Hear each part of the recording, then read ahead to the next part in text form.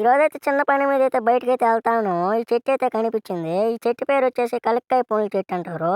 అయితే బైక్ ఆపేసి అయితే దగ్గరికి వెళ్ళి చూసాము పునులు ఉన్నాయో లేవని. చూసుకున్నట్లయితే ఈ పునులు అయితే ఆడొకటి అయితే ఉన్నాయి. వీటికైతే జాగ్రత్త అయితే కోసుకోవాలి. ముళ్ళు అయితే చూడండి ఎంత పెద్దదిగా ఉన్నాయో. ఈ గుచ్చుకున్నాయంటే మన పని అయిపోతుంది.